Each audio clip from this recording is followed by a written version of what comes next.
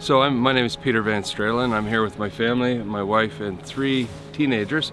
We've been on the road for about just over 5 years now, traveling together as a family. All right, guys, I'm here with Peter and the family from Epic Family Road Trip, and there are 2 Jeeps that are completely set up for long-term overland travel. So Peter's going to give us a little bit of a walk around and tell you what they've done to their trucks to make them suitable for what they do. So we have 2012 here and a 2019 JLU.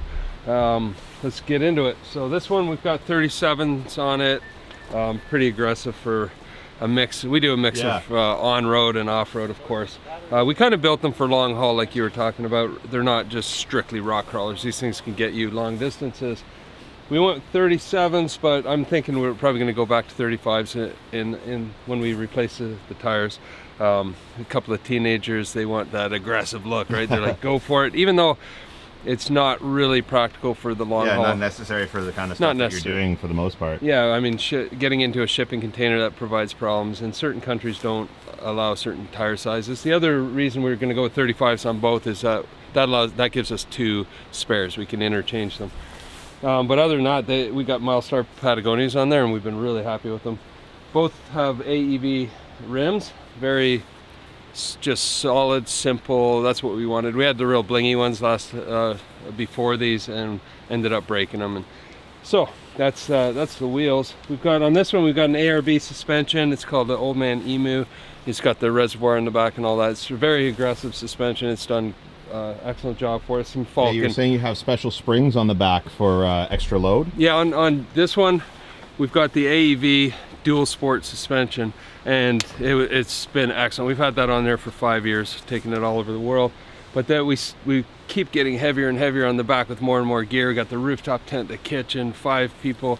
We saw a little bit of sag. Well, AEV came out with these high tension coils. We put those things on, and it never had a problem since. So that's been a great suspension. We like both. Both suspensions are great. We were actually going to go with AEV because we were so happy with it on this one, but it wasn't ready yet. They're ready now for the 2020s. They just weren't out yet when we got this vehicle last year. ARB stubby bumper, Warren 10S, Xeon 10S, and man, we've used that thing so much. Yeah. Especially when we got stuck in the snow in the mountains. We probably did 50 pulls and all the cable all the way out and back, and saved our bacon many times. Under the hood, we've got an Odyssey dual battery system, and that also is super important. You know, people ask us, are some of these just gimmicks? Some of these things you have, do you actually use them? We've used everything we've put on this vehicle. I always say to people, depending on how aggressive you build your Jeep, that's how aggressive you're going to get on the trails. If you don't have a winch, you might look at a rough trail and say, I'm not going to do it, right? So people say to us, I haven't had a winch. I've been out there for 10 years, never needed one. That's probably because you're not pushing it, because you don't have a winch or you don't have the tires. You don't need it. You don't need it. So when you have it, you go further, you go deeper, you go into the wilder stuff, and you end up needing it. Exactly. We got these KC lights all around the Jeep and underneath, which just lights up the path no matter what you get into. Hood lights, the Pro 6 bar, the rock lights are great. Love this light bar. Yeah.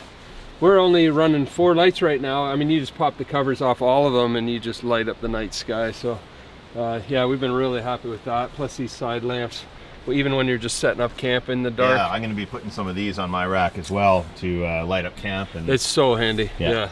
I mean, driving through tight trails at night, these are great. It just lights up the whole side. Yeah. But mostly what we use them for is setting up camp. We've got these steps up here. They're called Kms Hinge Steps. You can find them on Amazon. They just screw into the factory bolts on the hinges, and those we use every day, many times a day. Getting gear off of here. We store water up here with these Front Runner water jugs. We have spare propane. We have a dead man for recovery on a beach. If you're on a beach and there's no trees, no rocks, nothing to pull to. Is that like a land anchor? Yeah, you just bury that as deep as you can get it. Put the snow. Yeah, I should get one of those. Yeah. There's if you're getting down into, you know, down the Oregon coast, or even sand in Texas, you're driving out Padre Island, it's nothing but sand. You're not going to pull to anything, so one of these comes in handy. What do we got? CVT tents, one on each Jeep. Very comfortable sleeping there. And we've been through torrential rains like we had yesterday, and we stay high and dry. Yeah, poison spider bumper on here on the back, just because we have such a heavy wheel.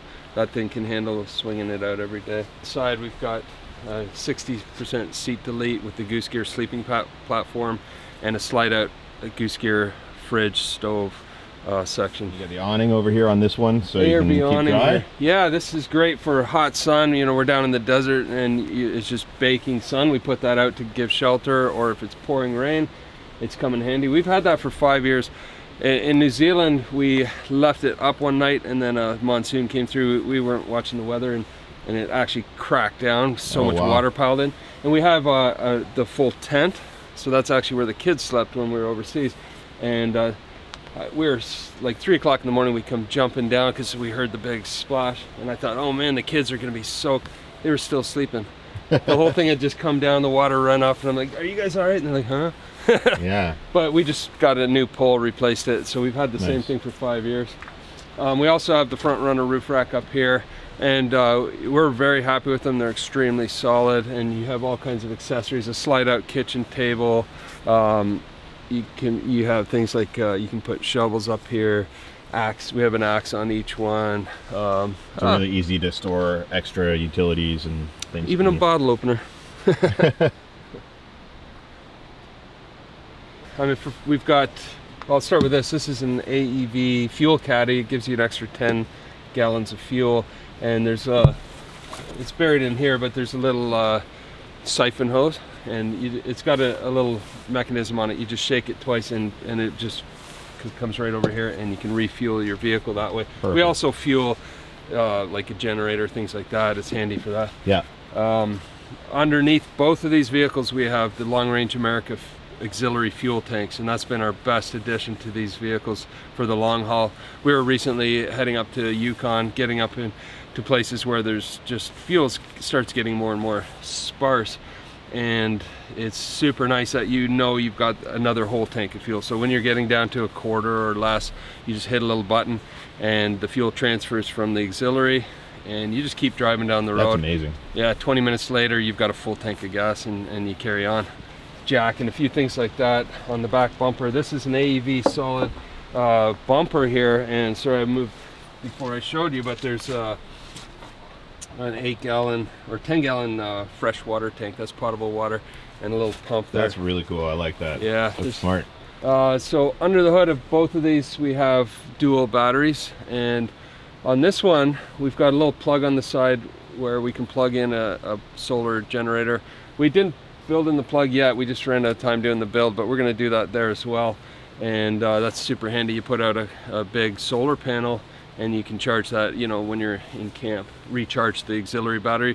Auxiliary runs all the accessories, the fridge, the lights, etc., and that's all charged up by solar and generator, regenerated as you're driving along. And then the main battery is for starting the vehicle. On this one we've got a Aev Safari Snorkel, and it's come in handy, you know, driving through rivers and things like that, but also we do a lot of desert. This time of year we're normally in the desert, and you'll get dust storms and wind storms, or you'll be kicking up dust on the trail, and that just is another layer of protection for your engine. So when we were in New Zealand, we got hit with monsoons and we just couldn't keep our gear dry. We were looking everywhere for the right bag. Well, Front Runner came out with what they call it. That was a monsoon bag, and they just recently came out with the typhoon bag. It's even better. We want to get our hands on those things, but it's waterproof. They're water bags. Yeah, so you can have clothing up there and not worry about it. Sleeping bag. That's a great idea. Yeah, that alu box is great as well. It's completely sealed from all the weather. Perfect. All right, guys. So that's the 2 Jeeps from Epic Family Road Trip, Vandy and Worsley. And make sure you guys subscribe to Epic Family Road Trip. They're great people, and we've had a lot of fun camping with them the last couple of days. Yeah, I don't think it'll be our last trip. Yeah, I hope not. if we get up into the Kootenays, we'll be going together, I'm sure. Yeah, we'll have to do that in the summer. Absolutely. Go right there.